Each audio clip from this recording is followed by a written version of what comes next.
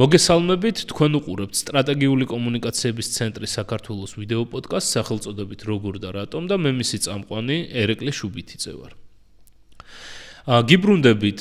რელიგიის თემით, ეს არის მეორე ეპიზოდი, ვისაც არ აქვს ნანახი პირველი ეპიზოდი, იქ ვისაუბრეთ გლობალურ ტრენდებზე და რელიგიის როლზე თანამედროვე გლობალურ პოლიტიკაში. დღევანდელ ეპიზოდში კი ჩვენ ჩაუღრმავდებით ჩვენს რეგიონს და ვისაუბრებთ უშუალოდ საქართველოზე და რუსეთზე. ამ მიმართულებით ჩვენ გვყავს ძალიან საინტერესო სტუმარი, ჩვენი სტუმარი არის პოლიტიკის მეცნიერების დოქტორი, ასოცირებული პროფესორი გიორგი ფარეშიშვილი. ვიდრე გადავიდოდეთ ძალიან საინტერესო ეპიზოდზე, მინდა კიდევ ერთხელ შეგახსენოთ, რომ სიმართლე გაცილებით უფრო რთულად ვრცელდება ვიდრე დეზინფორმაცია, ამიტომ გთხოვთ აქტიურად კომენტარებში მოიწონოთ ჩვენი ვიდეოები და გამოიწეროთ ჩვენი YouTube-ის გვერდი. თითოეული თქვენი ინტერაქცია ჩვენ გვეხმარება ხმა მივაწვდინოთ, რაც შეიძლება მეტ ადამიანს. ამიტომ კიდევ ერთხელ გთხოვთ აქტიურად კომენტარებში მოიწონოთ ჩვენი ვიდეოები და გამოიწეროთ ჩვენი საინფორმაციო თავდაცვის ლეგიონის YouTube-ის გვერდი. დიდი მადლობა რომ გვიყურებთ. მადლობა გიორგი სტუმრობისთვის და ამ თემაზე საუბრისთვის. ჩვენ პირველ ეპიზოდში მიმოვიხილეთ გლობალური მდგომარეობა. შევეხეთ გარკვეულ თემებს, რასაც დღეს უფრო სიღრმისეულად შევეხებით, მაგრამ მინდა ეს ეპიზოდი უფრო ამ ეპიზოდში ვისაუბროთ უფრო როგორ გამოიყენება რელიგია გეოპოლიტიკური თამაშების იარაღად კონკრეტულად ჩვენ მიმართებაში და ჩვენს რეგიონში და ამიტომ ძალიან ლოგიკურად მინდა დავიწყოთ იმითი თუ მიმოვიხილოთ რუსეთის მოდელი, ასე სახელმწიფოს და ეკლესიის მოდელი, მათი თანაცხოვრების მოდელი. რამდენად არის რუსეთის მართლმადიდებლური ეკლესია დამოუკიდებელი მოთამაშე და ან პირიქით რამდენად არის შეზრდილი იგი სახელმწიფო პოლიტიკაში? კიდევ ერთხელ მივესალმები მაყურებელს და მსმენელს. მადლობა ამ თემებით ინტერესისთვის, რაც ჩვენი ყოველდღიურობის ნაწილია. რაც შეეხება საკითხს, რუსული პოლიტიკა ოფიციალურ დონეზე ყველაფერი იდეალურად არის, სეკულარული სახელმწიფოა, არც ერთ ეკლესიას არ აქვს, არც ერთ რელიგიას არ აქვს უპირატესობა ამ შემთხვევაში. რუსული სიჭრელიდან გამომდინარეც, მოგეხსენებათ, რომ იქ გარდა ქრისტიანების ბევრი სხვა სარებლობის, მათ შორის განსაკუთრებით ისლამის სარებლობის საკმაოდ დიდი მოსახლეობა, ჩრდილო კავკასია რომ ავიღოთ ესეც ეყოფა. ხავს და შესაბამისად, სამართლებრივი რეგულირებაც ისეთია ძალიან მიუკერძოებელი და ესეთი არც ერთ რელიგიას რაიმე განსაკუთრებული უპირატესობა არ გააჩნია. ერთია ეს რა არის ქაღალდზე, მაგრამ მეორე არა ხდება რეალურად და რამდენად დამოუკიდებელია, როგორც ახსენე, რუსული მართლმადიდებლობა სახელმწიფო ჩარევისაგან თუ სახელმწიფო იდეოლოგიური გავლენებისაგან, ხო? მოკლე პასუხია არა. მოკლე პასუხი არ არის თავისუფალი მოცემულობით, რომელი მოცემულობას დღეს არსებობს და რომელი მოცემულობითაც რუსული მართლმადიდებელი ეკლესია მოქმედებს განსაკუთრებით როგორც რუსეთის ტერიტორიაზე, მათ შორის ჩრდილო კავკასიაში, იგივე განსაკუთრებით ჩრდილოეთ ოსეთის რესპუბლიკა რო ავიღოთ, იქაც ძალიან საინტერესოა, რომ ესე იგი არაპირდაპირ ყველანაირი მხარდაჭერა აქვს მარტო მართლმადიდებლურ ეკლესიას და იგივე ისლამის აღმსარებლობას ნაკლებად და მათ შორის მოგეხსენებათ ჩრდილოეთ ოსეთის თავისებურება აქვს, ტრადიციული რელიგია არსებობს, ოსური რელიგია, რომელიც ესე იგი ქონდათ საუკუნეების განმავლობაში ამ ხალხს და ესე ძალიან საინტერესო მიდგომა არის ხოლმე იქ, რომ უფრო მეტად მხარდაჭერა მოდის უკვე მართლმადიდებლობის წინ წამოწევაზე, ეს იქნა ფინანსური, თქვათ, სხვადასხვა ინფრასტრუქტურულ ნაწილში თუ ასე შემდეგ და ყველა ხერხით ხდება როგორც ისლამთან თუ სხვა აღმსარებლობებთან დამოკიდებულების რაღაც ჩიხში შეყვანა, რომ არ მოხდეს მათი ესეთი წარმატებით სვა. და პოპულარიზებოთ, როგორც შეიძლება ვისაუბროთ ამასთან დაკავშირებით. ისევე არის რუსეთის მოიხსენებათ იგივე ჩეჩნეთის მდგომარეობაც, ავტონომურ რესპუბლიკას გულისხმობ ამ შემთხვევაში. რუსეთში იქ აბსოლუტური უმრავლესობა არის ისლამის აღმსარებელი, მაგრამ ბევრი რო აღარ გავაგრძელო, ვიცით რა რეალობა ამ კუთხით, რომ მაქსიმალურად იმდენად თქვათ საერო მართველისაგან იმხელა რაღაც მოკავშირეობა ამ შემთხვევაში პუტინთან, რომ რელიგია აქ ძალიან დიდ პლანზე წინ არ არის წამოწეული, რადგანაც იქ აბსოლუტური უმრავლესობა ისლამის აღმსარებელია და მაქსიმალურად თანამშრომლობენ ამ შემთხვევაში სახელმწიფო და რელიგია, რომ იქ მოსახლეობამ თავის სულიერი მოთხოვნილებები დაიკმაყოფილოს და იყოს მეჩეთები და აღნიშნული ცხოვრება წარმატებით გაგრძელდეს. სადაც მას შანსი აქვს ამ შემთხვევაში, რატო მომყავს იგივე ჩრდილოეთ ოსეთის და ჩეჩნეთის მაგალითად, სადაც კი შანსი აქვს, რომ მართლმადიდებელი ეკლესიას დაეყრდნოს და ეს იყოს მისი იდეების განმახორციელებელ ჩეჩნეთში ეს არ ჭირდება, იმიტომ რომ შესაბამისად იქ ყავს ამის კადრი, ვინც პუტინის იდეებს და მის მხარდაჭერას მაქსიმალურად წამოწევს, ხო, ავტონომურ რესპუბლიკაში, მაგრამ სადაც კი შეიძლება რომ ეკლესია იყოს მხარდამჭერი მისი და მის შანსები კონდეს, იქ ყველაფერს აკეთებს ამისათვის, როგორც ფინანსურს, ისე პოლიტიკური მხარდაჭერის ნაწილში, ყველაზე კარგი და თვალსაჩინო მაგალითები აგერ ჩვენს თვალწინ ხდება უკრაინის მაგალითზე, როდესაც იმ სასულიერო პირების სამართლებრივი დევნაც კი დაიწყეს რუსეთის ტერიტორიაზე, რომლებმაც პროტესტი გამოთქვეს უკრაინაში არსებული ომის გამო და ამაზე ხმამაღლა იქადაგეს და თვითონ პატრიარქმა კირილმა დასაჯა ესეთი სასულიერო პირები, სანამ სახელმწიფო დასჯიდა, საეკლესიო სასჯელები დაედოთ და ხარისხებიდან განყენებულები იყვნენ და ძალიან ბევრმა მათგანმა იჩილა კიდეც სამართლიანად მსოფლიო საპატრიარქოში, როგორც საეკლესიო წესი მოითხოვს, სასამართლო გაასაჩივრა და აღიდგინეს კიდევაც ხარისხი განსაკუთრებით თქვათ იმ მღვდლებმა და იმ სასულიერო პირებმა, ძალიან ღიად დაგმეს რუსული აგრესია უკრაინის ტერიტორიაზე და ღიად დაგმეს კირილის, პატრიარქ კირილის განცხადებები, ის თუ როგორ ამართლებდა აი ამ ბავშვების და ქალების ყოველად გაუგონარ მკვლელობებს და გატაცებებს რაღაცა დიადი წმინდა რუსეთის იდეის საფარქვეშ და რამდენად არის ამ შემთხვევაში ეკლესია პოლიტიზირებული და იარაღი, აი ასეთი უსამართლო და დაუშვებელი ომის დროს, როგორ შეიძლება იქცეს ერთიანი მამა, კონკრეტული მხარე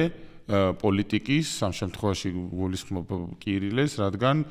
ის არის ყოველი მართლმადიდებლის მამა, ხო, რუსეთის ტერიტორიაზე შესაბამისად და იქცევე უკრაინის ტერიტორიაზეც, როგორც ვთქვით, არსებობს რუსული ავტონომიური ეკლესია, ხო, რომელიც ექვემდებარება მოსკოვის საპატრიარქოს და მათ შორის მათი ტაძრების დაანგრიეს რუსულმა დანაყოფებმა, ხო? მათ შორის მათი მრევლიც დახოცეს იქ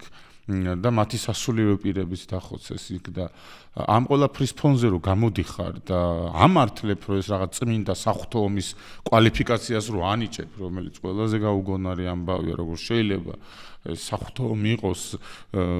ქრისტიან ხალხებს შორის, საერთო ქრისტეს გარშემო რანაირად შეიძლება საღვთო ომი უწოდა ჯვაროსნების დრო ხო არ არის, რომ რაღაც ქრისტეს საფლავის გასათავისუფლებლად მიდიხარ და ამ იდეოლოგიით შეამზადო ამის წინააღმდეგ გვინმე, ხო? ფაქტია, რომ რელიგიურად სამოქალაქო ომის დონეს უტოლდება, იმიტომ რომ საუბარია ერთსა და იმავე აღმსარებლობის წესით, ერთსა და იმავე აღმსარებლობის ადამიანებზე, რომლებიც ხოცავენ ერთმანეთს, ხო, ისე როგორც უკრაინელები კვდებიან ამ ომში, ისე რუსები კვდებიან ამ ომში და რამდენად იღებს ამ პასუხისმგებლობას ძალიან საინტერესოა პატრიარქი ან ის სინოდის წევრები თუ ის სამღვდელოება, რომელიც გაუგონარი რაღაც იმპერიალისტური წმინდა რუსეთის იდეა შემყრობილი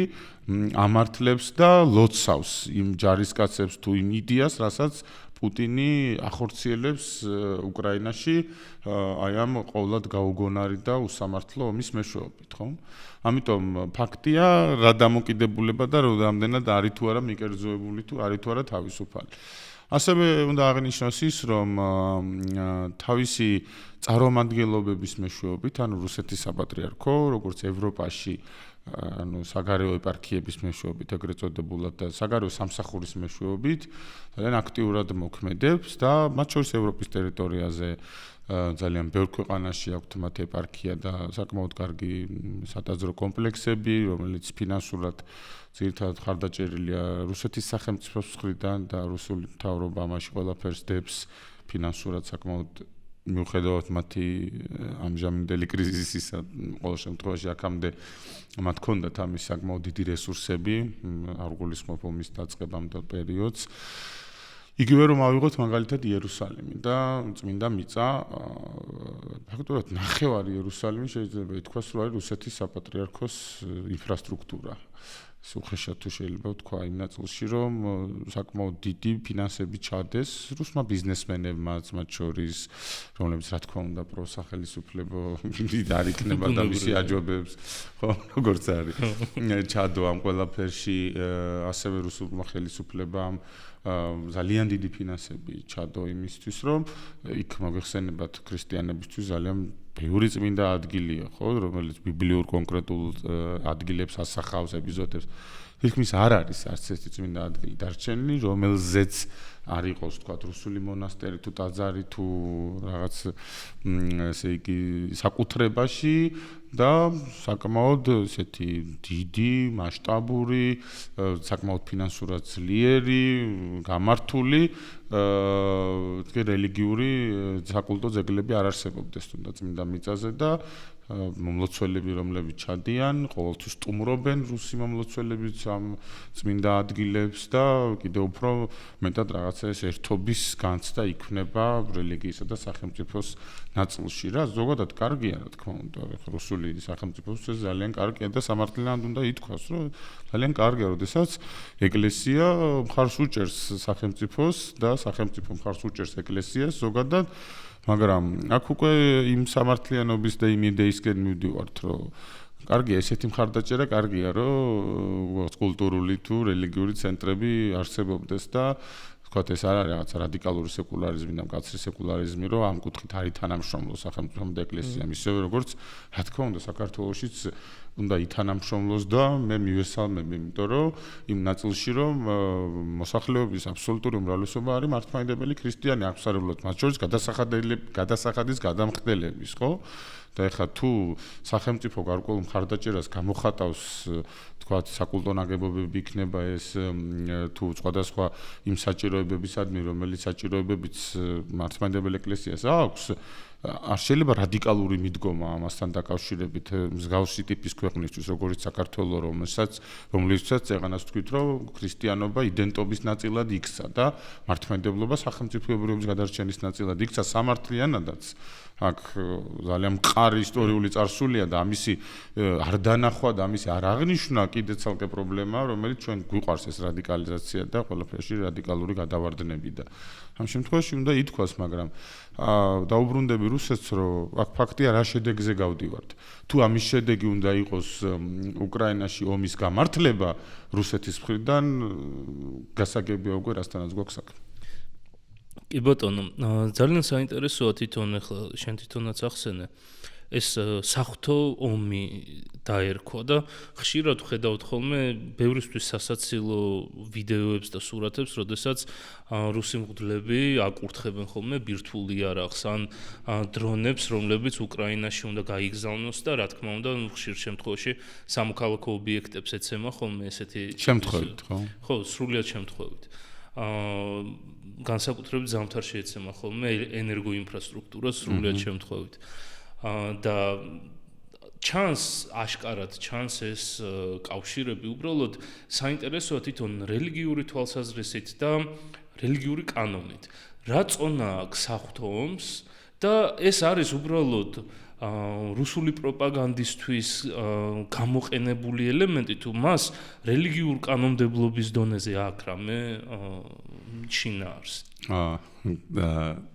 რა არის საინტერესო აქ რომ საღვთო ომები დასრულდა ჯვაროსნებთან ერთად შეიძლება ესე ვთქვათ იმ ნაწილში რომ რელიგია არ გახლავთ ომის რელიგია ხო ვთქვათ ქრისტიანობა არ არის ომისკენ მოწოდებული და არც ისლამი არ არის ომისკენ მოწოდებული მაგრამ თვითონ იდეურად ქრისტიანობა მოგიხსენებათ მაცხოვარს აქვს ამაზე პასუხი ხო რომ ვინც მახვილი აიღოს მახილვითე წარწყვდეს ხო ეს პირდაპირ თვითონ ამბობს ამას მაგალითს გაძლევს რომ מחვილის ამოღება ვინც აიღებს מחვილს מחვილითვე დამარცხდება ანუ არ არის მისთვის თავარი სიტყვა არის ჭეშმარიტება და სიტყვა იყო მასთან ერთად და სიტყვით იქადაგა და სიტყვით მოიტანა ჩვენამდე ის თქვა ქრისტიანებისთვის ის ჭეშმარიტება რა ჭეშმარიტებისას უნდა მიყვნენ და სჯეროდეთ და მამასთან ვერ მივლენ თუ არა სწორედ ქრისტეს ნათქვამი შესრულების გარეშე რომ მიემსგავსონ მას და იცხოვრონ აპატიეთ რამდენ გზის ვაპატიოთო როცა კითხულობენ ეკითხებიან მაცხოვარს მაცხოვარი პასუხობს 70 გზის 7-ჯერ აპატიეთო ანუ უსასრულოდ აპატიეთო და იქ არ უთქვამს რომ რა ქვია გადაალეწეთ მოკალით დახვრიტეთ ჩამოვახშვეთ და ააფეთქეთ და ასე შემდეგ ხო და მარცხენას ვერჩილოყაში რო გაგარტყავენ მეორე მიუშვირო ეგეც იქვე დაამატ ანუ ქრისტიანობა თავისი არსით ერთმნიშვნელოვნად გამორიცხავს ესე იგი საღვთო ესე იგი ომების იდეას და სისხლისღვრის იდეას მაგრამ რა თქმა უნდა დაცვის ნაწილს არ გამორიცხავს რომ შენი სარწმუნოებისთვის ბრძოლა და შენი ოჯახისთვის და შენი სამშობლოსთვის ბრძოლა ეს არის ნაწილი და გვირგვინია იგივე შეწირვა მაგალითად ქრისტიანულ წამშიც და მათ შორის ისლამშიც არის წმინდანობის გვირგვინის მიღება ხო მოგვიხსენება იგივე საქართველოს უახლესი ისტორიიდან თუნდაც თბილისის შემოსევისას როგორ 10-თა ბევრთა მოწამეთა მიიღეს გვირგვინი მეტეხის ხიდთან რომ ვთქვათ არ შენერწყოს და არ დააბიჯეს ფეხი მაცხოვრის და ღვთისმშობლის ხატებს მორწმუნეებმა და ისინი რო იტყვიან თუ შეიძლება ასე სიხარულით იღებდნენ სიკვდილს იმისათვის რომ დაეცვათ და იდენ თავისი მრწამსი ისევე როგორც ბევრი შემოსევისას ვიცით რომ ადამიანები თავსაც იკლავდნენ იმიტომ რომ არ მოეთხოვათ მათთვის რწმენის შეცვლა და დაეცვათ ქრისტიანობა დაეცვათ თავიანთი ფასეულობები და თავიანთი იდეა იგივე გარეჯის შნობილი შემოსევა რომ რაღაც როდესაც აღდგომის ღამეს მოხდა შემოსევა და ბერებმა ერთადერთი ის ითხოვეს რომ მიეღოთ ზიარება აღდგომის ღამეს და თავისი ნებით მერე შეწირულიყვნენ ვთქვათ ქრისტეს და ეს ქრისტეს მოწამეობის გვირგვინები მიიღოთ. ან ეს ჩვეულებრივი მოგებთ ისევე როგორც ისლამში მოგეხსენებათ და სამწუხაროდ რადიკალური ჯგუფები თუნდაც ისლამში იყენებენ იგივე კამიკაძეებს ეგრეთ წოდებულს და ვთქვათ რადიკალურ ესე იგი იდეოლოგიურად დამუშავებულ ადამიანებს რომ შეიძლება რაღაცა ასაფეთქებელი მოწყობილობით შეხვიდე ქრისტიანულ ტაძარში და თუ იქ თავს აიფეთქებ ვთქვათ 60-ში მოხვდები რა თქმა უნდა ეს ჭეშმარიტ ისლამისაგან ძალიან შორს არის და თვითონ ყოველთვის დაუგმიათ ისლამის აღსარებლობის წარმომადგენლებს სასულიერო პირებს მსგავსი ქმედები მოგეხსენებათ არაერთხელ სამწუხაროდ ეგეთ ტერორისტული ეს ტერორიზმი და ტერორიზმი არა აქვს უკვე რელიგია და ეხა თანამედროვე ტერორიზმზე თუ საუბრობთ იგივეა ხო ეხა რასაც ჩადის რუსული ეკლესია ეს არის თანამედროვე გაკეთებული იგივე საქმე ტერორიზმი ერთგვარი რელიგიური ტერორიზმი რომელსაც ახორციელებს რელიგიის სახელით უკრაინაში ამ შემთხვევაში და იარაღად იყენებს აი ამ მღვდლებს თუ სასულიერო პირებს რადგანაც თავი რასაც ამბობს მე იგივეს იმეორებენ დანარჩენებს ბუნებრივია იმიტომ რომ ეკლესია ხო იერარქიული სისტემაა შენ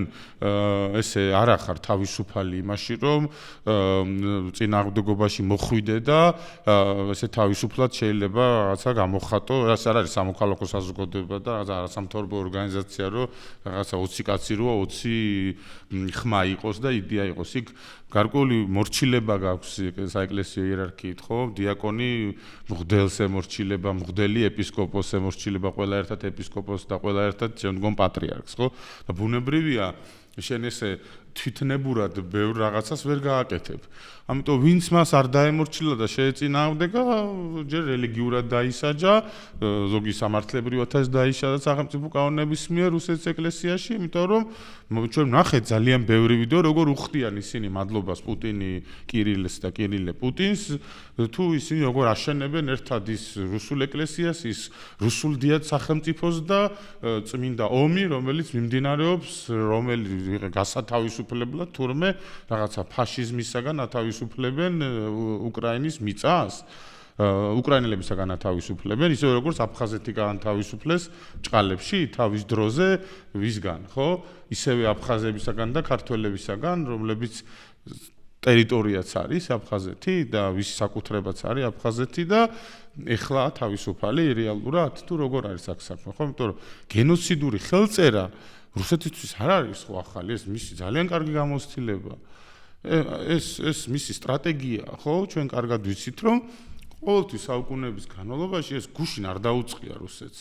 იგივე წეგან ვახსენე გეორგიევსკის ტრაქტატი რა 1793 წელს ამის სხვა გააკეთა და რაიმე პირობაში ასრულა და იქაც კი იყო ჩადებული, რომ ეკლესიას არ უნდა შეხებოდნენ, ხო? ამ ტრაქტატის ნაწილში და სახელმწიფოს არ უნდა შეხებოდნენ და უნდა ეთანამშრომლოთ როგორც თანასწორთან და უნდა ემეგობრათ. პირველი რაც გააკეთეს იყო სახელმწიფოებრიობის გაუქმება, როგორც კი შანსი მიეცათ. 1801 წელს ბოდიში. და შემდგომ 10 წელიწადში მოაყოლეს ეკლესია რატო? და როგორ მავნებლურად, ანუ არც ერთ დამპყრობელს ეს არ გაუკეთები. და როცა რაღაცაზე საუბრობენ ხოლმე ეს რაღაცა კეთილშობილებაზე და რუსული ერთმორწმუნეობის იდეაზე, ანუ არ ჩავიდეთ სიღრმეებში, არ მინდა, არ ჩვენთან არ მინდა ეხლა სიღრმეებში ჩასვლა, ძალიან ზედაპირულად ვილაპარაკოთ მოდი.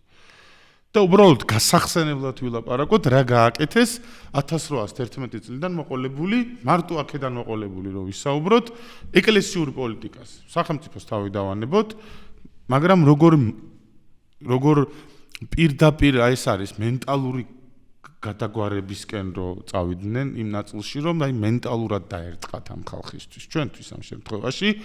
და იდეურად ფასეულობით ნაწილში დაერწყათ იმისთვის რისთვისაც მთელი ცხოვრება ვიბრძოდით მართლა რომ ეს ერი ყოფილიყო სწორედაც ქრისტიანული ფასეულობების მქონე ერი დასავლური ტიპის ერი, იმიტომ რომ ჩვენ აღვნიშნეთ კიდეც ხო, რომ ევროპის აბსოლუტური უმრავლესობა ქრისტიანული სახელმწიფოა, ხო? ეს არის ნიშანი და აგერ გადავხედოთ პოლიტიკურ რუკას და დავინახავთ, რომ ის ყველა ქრისტიანული ქვეყანაა ევროპა. ხა გასაგებია, რომ ყველგან შეიძლება მართლმადიდებლობა არ არის მთავარი რელიგია, მაგრამ პროტესტანტიზმი, გერმანია ავიღოთ, ხო? ლუთერული ეკლესია აქვს, თქვათ, სკანდინავიური ქვეყნები ავიღოთ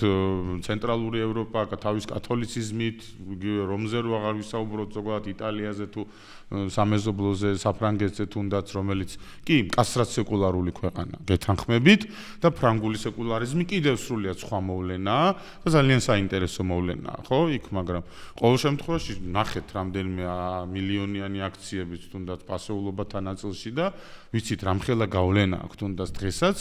კათოლიკურ ეკლესიას საფრანგეთში, ხო? და ეს არ არის ახალი და არ არის რაღაცა გუშინ მომხდარი მოვლენა. ეს ისტორიულად ყოველთვის ასე იყო და ევროპა ამით არის განსაკუთრებული სწორედ, რომ აი ეს ტრადიციები და თანამედროვეობა წინააღმდეგობაში კი არა, მოდის ერთმანეთთან პირიქით ავსებს და ეფუძნება იმ მთავარ ფასეულობებს, რომელიც მთავარი ფასეულობების გამო ძლიერი იყო ყოველთვის ევროპა და ზოგადად დასავლური ცივილიზაცია და ჩვენ აქ პარალელურად რას ვიღებთ, ხო? რუსულ ჩადებულ ბომბებს სხვადასხვა ქვეყნებში ეთნიკური და რელიგიური შუღლების გაღვივებით, იმიტომ რომ ძალიან ადვილია, როდესაც თქვათ კავკასიაში, რომელიც სამხრეთ კავკასიაში თქვათ შედგება რელიგიური თუ ეთნიკური სიჭრელისაგან, ჩრდილო კავკასიაში, ზოგადად ჩვენს რეგიონში, მარტივია, რომ გადაკიდო ერთმანეთს იგივე სომხეთი, იქნება აზერბაიჯანი, საქართველოში ხალხი დააპირისპირო ერთმანეთს და ჯერ კიდევ როდის ჩადეს ხო თუნდაც აფხაზეთში გუშინ ხომ არ დაუწყეთ 90-ში და 11-ში დაიწყეს ესა ხო ჩვენ კარგად ვიცით თუნდაც გეორგიევსკის ტრაქტატის შემდგომაც 1800-იანი წლების დასაწყისში და პირველ ნახევარშიც პირველი ესეთი თავიანთი წაქეზებით როგორ უნდათ აი აფხაზური საზოგადოების წაქეზება რომ საქართველოს გასულიყვნენ ხო ამ შემადგენლობიდან და მაქსიმალურად რაღაცა ეს ნარატივები ჩაედოთ ეს გუშინ არ დაუწყიათ მას და არც 93 წელს არ დაუსრულებიათ 27 სექტემბრის ტრაგედიით და იქ ეთნიკური წმენდით რომელიც განხორციელდა ხო სულ გეგმაზომიერი ესეთი ნაბიჯ თუ სადმე რელიგიური არ გამოვა მე ეთნიკურ საკითხს აშველებ პარალელურად იმიტომ რომ იცი როგორ მოქმედებს ეს ხალხზე რამდენად განიცდის ამ ყველაფერს და დღეს კაცო 21 საუკუნეში 2025 წელია ხო შეგვიძლია ელემენტარული გადავავლო თვალი რა გააკეთეს რუსულმა ეკლესიამ რა გააკეთა საქართველოში 1811 წლიდან ხო აი გადავავლოთ ახლა გადავავლოთ თვალი და ვნახავთ რომ რატო არ გვიჩნდება კითხვა ამდენი გადაღებილი ფრესკისა ხო ვინ გადაღება ეს ფრესკები კომუნისტებმა კი არ გადაღებეს ყველაფერი და კომუნისტებმა კი არ აკრძალეს ქართული წირვა-ლოცვა და კომუნისტებმა კი არ აკრძალეს ქართულად წირვა და გალობა ტაძრებში ხო ეს ხო რუსებმა დაიწყეს ყველაფერი რომ მაქსიმალურად ესე იგი გამოერთმიათ ჩვენთვის საფუძველი ანუ რაზეც არის დაშენებული ვინ საუბრობს ქართულად დედამიწაზე მხოლოდ ქართველები ხო მხოლოდ აი ეს 3 მილიონი კაცი საუბრობს ქართულად და რა დაისახეს მიზნად აი ზუსტად ის ენა უნდა წაართვა დამწერლობა რომელიც ასეთი მდიდარი ვართ ასე გვიამაყებან დღეს რითიც ჩვენ ვამაყობთ იმ ყველაზე მთავარის გამორთმევა უნდა და ყოველთვის ხო ყოველთვის ანუ ეს იქცა მათი რელიგიის და სახელმწიფოს მთავარ მიზნად რაშიც რელიგია აქტიურად ეხმარებოდა ამ შემთხვევაში რელიგიურ ნაწილში ხო წირვა-ლოცვის ნაწილში ქადაგების ნაწილში იგივე სასულიერო სემინარია რო გახსნეს გორში ილია ჭავჭავაძის ცნობილი წერილია ამასთან დაკავშირებით და რუსულად რო იყო სწავლა გორის სასწავლებელში და სამღვდლო სემინარია გახსნეს რუსებმა და ну იმპერიის დროს რა თქმა უნდა და რუსულად იყო სწავლა ქართველებისთვის გახსნეს რომ უნდა მოამზადოს სამღვდლო კადრები საქართველოს საქადაგებლად ესე იგი გაქანებული ეგზარქოსიზის თბილისში და სწავლა არის რუსულად და ну ხა ილიას ცნობილი სატირა და მის დამოკიდებულება მოგეხსენებათ წმინდა ელია მართლის ილია ჭავჭავაძის და საინტერესო წერილია რომელსაც აქვეყნებს უყურეო შენო წერილს წერს რექტორს და ეუბნება რომ ხო ესო რა მაგარი საქმე გაგიკეთებიათო სასწავლებელი გაგიხსნიათო სემინარია მაგრამ ერთი რამე კი გამიკვირდაო რომ რუსულად არისო სწავლებაო რა და პასუხი ისეთი იყო სემინარიისაგან მიზეზი კი საინტერესო ყოფილაო რომ აბაო სულო მგონი 3 ქართველიაო და რაღაცა 30-დან თუ ეხლა ზუსტად არ მახსოვს ეს პროპორციები და ბოდიშვიხდი თუ რაღაცა ვერ ვციტირებ ზუსტად მაგრამ შინაარსი ეს იყო რომ 3 იმერელიაო 5 მეგრელიო 2 სვანიო 1 ხევსურიო ანუ წარმოიდგინეთ თქვენ და სულ 3 სადღაც მგონი მარტო თბილისელს თუ ქართველს თვლიდნენ ჭყალებში რუსული იმპერიალისტური იდეა ქართველად და აბა აი 3 კაცის გამო ხო არ იქნებოდა იმ დანარჩენი 30-ისთვის სწავლაო ქართულ ენაზეო და რუსული როგორც ესეთი წმინდა და ესეთი ცივილიზაციის ენა სანთელი რო შემოგვაქვს ისე ილია როგორ დასცინის ამ იმპერიალიზმს მსგავსი დამოკიდებულება და სამწუხაროდ დღესაც ჩვენ ხანდახან ვიმეორებთ ხოლმე ამ ნარატივებს, აი ამ რაღაცა კუთხურობის თუ რაღაცა შენჩემობის ნაწილში, რომელიც მათი ჩადებულია ისევ და პროვინციალური მიდგომების ნაწილში ძალიან წაგვეშველება ხოლმე რუსულ ნარატიულ ნაწილში, რომ მოდი ისევ მართლმადიდებელი რუსი მერჩივნოს რაღაცა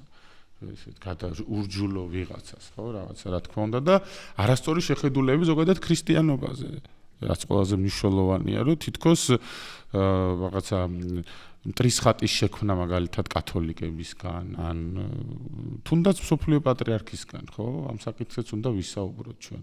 მე ვფიქრობ, იმიტომ რომ ძალიან გულდასაწყვეტია, როდესაც დღეს ქართველი სასულიერო პირები და ხა ამასთანაც ვნახეთ განცხადება რაღაც არ მახსოვს რომელი სასულიერო პირის, მაგრამ რაღაც მსოფლიო პატრიარქს არიგებდა ჭკუას როგორ უნდა იმოქმედოს და როგორ არ შეიძლება თურმე რომის პაპთან ერთად ტაძარში დგომა და რაღაცა მთელი რიგი ისეთი თეორიები ქონდა განვითარებული ღვთისმეტყველებითი. რა თქმა უნდა, სრული აბსურდი, რადგან რომის პაპმა ძალიან კარგი, სოფლიო პატრიარქმა ძალიან კარგად იცის, რას ნიშნავს საეკლესიო სამართალი და მართლმადიდებლური მოძღვრება, მით უმეტეს სოფლიო პატრიარქი ბართლომეოსი იმდენად განსწავლულია თავისი აკადემიური ბექგრაუნდით, ეგრეთ წოდებული თუ საღვთისმეტყველო ცოდნით და მისი სადოქტორო ნაშრომებით თუ მისი შეხედულებით თუნდაც ელემენტარული ეკოლოგიაზე მაგალითად, ხო? ეს არის რაღაც საოცრება, მაგალითად აი სოფლიო პატრიარქის შეხედულება რომ ავიღოთ ეკოლოგიაზე, როგორ გაუთანაბრა ეკოლოგია ცოდვას. ეკოლოგიის წინააღმდეგ მართული დანაშაული ცოდვის ნაწილში აიყვანა. წარმოიდგინეთ, რომ ეს არის ღმერთის მიერ შექმნილი სიმდიდრის და ბუნების წინააღმდეგ მართული დანაშაული და ყველაფერს აკეთებს. კაცი იმისათვის რომ არა მხოლოდ სულიერება გადაარჩინოს და თქვათ ფასეულობებით, ქრისტიანული ფასეულობების ნაწილში, არამედ თუნდაც სწორად გააზრებულად მიუტანოს, რომ ეკოლოგიური დანაშაული ეს ცოდვითი ნაწილია, იმიტომ რომ კაცობრიობის წინააღმდეგ მიდის ეს დანაშაული, როგორც ღმერთის მიერ შექმნილი სამყაროს წინააღმდეგ მართული დანაშაულის და დღეს ჩვენ ვიღებთ ხოლმე საქართველოში, იმიტომ რომ თქვათ მსგავსი ნაბიჯები წერან ვისაუბრეთ, ჩვენ ვისაუბრეთ პირველ ნაწილშიც, რომ დაახლოებისკენ ქრისტიანული შინაარსისგან რა არის ქრისტიანობა ერთობა, ხო, რომ გეუბნება პირდაპირ ღმერთი, რომ ქრისტე რომ ეშმაკი ყოფს და მე ვაერთიანებ, ანუ ქრისტე არის გამაერთიანებელი და რატო გვინდა ჩვენ მაინც და მაინც ეს გაყოფა და დაშორება და დაპირისპირება, ხო, ერთმანეთთან ხან და ვის უნდა ეს? ერთადერთი ჩვენს საყვარელ ჩრდილოელ მეზობელს, მისი იდეაც არის, რომ მაქსიმალურად დავიქსაქსოთ და რაღაცა ძალიან არასწორი შეხედულებები შექმნა მაგალითად ქართულ კათოლიკებზე. იყო ხო პერიოდი, როცა ფრანგმა მისიონერებმა სამცხე-ჯავახეთში მოხდა კათოლიციზმის გავრცელება, მოგეხსენებათ და ისტორიულად მარტო ზაქარია ფალიაშვილი გვეყოფა სამადლობელად ქართული კათოლიკეების მიმართ, რომ ძალიან დიდი წვლილი შეაქვთ ამ ქვეყნის როგორც კულტურულ, ისე ყოველდღიურობაში და არიან რა თქმა უნდა სრულუფლებიანი წევრები კი არა და ნაწილი ამ ქვეყნის ისტორიის, თანამედროვეობის და მომავლის მათ შორის და ისეთი სამწუხაროდ ისე ხშირად ვაწყდებით ხოლმე ქართული კათოლიკეების მიმართაც რაღაც არასამართლიან დამოკიდებულებებს, რომ ეს იგივე ქრისტიანებისაგან, რომ ეს სრულიად ცდება ქრისტიანულ პრინციპებს, ხო? როგორ შეიძლება შენი ძმის წინააღმდეგ წახვიდე რაღაც ამ დოგმატური განსხვავებების გამო და სერიოზულ აგრესიაში გადაიზარდოს და დაპირისპირებაში გადაიზარდოს. რომელ ქრისტიანობაზე ვსაუბრობთ, თუ ყველაზე მთავარ საფუძველს უპირისპირდებით. მე არ ვსაუბრობ, რომ შედი და ეზიარე ან რაღაცა საიდუმლოში შედი, ვთქვათ, ვინმესთან, რომელიმე ქრისტიანულ მიმდინარეობასთან თუ სხვა რელიგიასთან, მაგრამ ადამიანურ და სამოქალაქო ურთიერთობების დონეზე ვამბობ, რომ რაღაცა ის იქნება ხოლმე რაღაცა ნარატივი და რაღაცა გარკვეულად სტიგმა თეზება ხდება, ხო? იგივე ქართველი მუსლიმების წინააღმდეგ და გამოყენება მაგალითად რაღაცა ეპითეტების, რომ შენ ქართველი არა ხარ, თურქი ხარ, თუ რაღაც თათარი ხარ და რაღაც გავსი ანუ ყოველად გაუგონარი ამბავი. კიდევ ერთხელ ვახსენებ პანკისის ხეობას, რომ რაღაცა აუცილებლად ტერორიზმთან უნდა დააკავშირონ ეს საოცარი ხალხი. არ ვიცი, როგორ შემიძლია აფრთოვანება გამოვხატო ჯერ მათი ქართულის, როგორი საოცარი ქართულით მეტყველებენ, როგორი საოცარი საქმეებს აკეთებენ, როგორი ერთგულები არიან ამ ქვეყნისა და მაინც და მაინც რაღაცა ვიღაცა 1 და 2 როიტყვიან გზასაცდენილი გამოჩნდება და ამაზე უნდა ააგონ მთელი კამპანია მთელ კუთხესთან დაკავშირებით. იგივე რაც ხდება პანკისში თუ ქვემო ქართლში, სამცხე-ჯავახეთში, მათ შორის იგივე სომხურ თემთან მიმართებით, რამდენად ხანდახან გაგვექცევა ხოლმე ეს არმენოფობიური დამოკიდებულება და გავისვრით ხოლმე რაღაც ეპითეტებს, სიტყვებს თუ გამოთქმებს თუ შენჩემობას და ვითომ ხუმრობა ვეფხისტყაოსანზე თუ დამწერლობაზე გადაგვდის მერე სერიოზულ რაღაც მენტალურ მდგომარეობად და ვრჩება და ამ ყველაფერს ერთი წარსული აქვს რეალურად და საერთო მტერი ყავს ამ ყველაფერს. შეიძლება ძალიან ბევრჯერ მოგვიწია ამ მტრის ხსენება, მაგრამ ფაქტია, ვისაც აწყობს მსგავსი დაშორება რელიგიურ თუ ეთნიკურ დონეზე ჩვენს პატარა ქვეყანაში. იმიტომ რომ ერთადერთი ვინც ამით ხეირს და შედეგს ნახულობს არის ისევ და ისევ ის, ხო? კი 40-იან წლებში 1940-იან წლებზე საუბრობ ეგრეთ წოდებულ სტალინმა რომ ესეთი საოცარი მითია ასე ძალიან საინტერესო რომ სტალინი ესეთი მორწმუნე იყო რომ რუსები აიძულა რომ საქართველოს ეკლესიის ავტოკეფალია ეღიარებინათ 1917 წელს აღდგენილი ავტოკეფალია და რატო აიძულა ამას კითხავს რატო არ ვსვამთ ხო იმიტომ ხომ არა რომ მე საქართველოს ეკლესიას ეღიარებინა რუსეთის ეკლესიის ავტოკეფალია და ჩვენ ყოფილიყავით ლეგიტიმატორი სჭირდებოდა რუსულ იმპერიალიზმს კომუნიზმით შეფუთულს და საბჭოთა იდეებით შეფუთულს მოგეხსენებათ სტალინმა აქტიურად გამოიყენა მეორე მსოფლიო ომში უკვე რელიგია და ხატები რო შემოაფრინეს მოსკოვზე და უკვე რო დაინახეს რომ ეს ათეიზმი და მებრძოლ უღმერთოთა კავშირი მთლად კარგად ვეღარ მუშაობდა და ხალხი სჭირდებოდათ ფრონტზე და ეს იდეოლოგია ანტი-ღმერთის იდეოლოგია აღარ იყო საინტერესო ამ გლეხობისთვის რომელიც იმპერიის პერიოდში იყო მაინც გაზრდილი და მაინც ღმერთის წმენა და ქრისტიანობა მათში კარგად იყო გამჟდარი რომ მოგეხსენებათ ხო იმპერიაც ნიკოლოზის დროსაც ძალიან აქტიურად იყენებდა ამ შემთხვევაში მართლმადიდებლობას როგორც იარაღს ხო მათი წინამორბედებს და შესაბამისად სტალინმა საქართველოს ეკლესიაზე კი არ აქვს დიდი ემოციები და გული კი არ შესტკიოდა დიდად ის იყო ჭეშმარიტი თუ შეიძლება ამ სიტყვის თქმა საბჭოთა პიროვნება არანაირი ეთნიკურობის და რელიგიურობისგან დაცლილი რომელმაც იმიტომ დიახ ნამდვილად აიძულა რუსეთის სინოდი რომ ეღიარებინათ საქართველოს ეკლესიის ავტოკეფალია ერთი ამის გამო მას სჭირდებოდა ლეგიტიმურად ესე იგი ავტოკეფალური ეკლესია რომელიც მე აქეთ უღიარებდა მათ ამ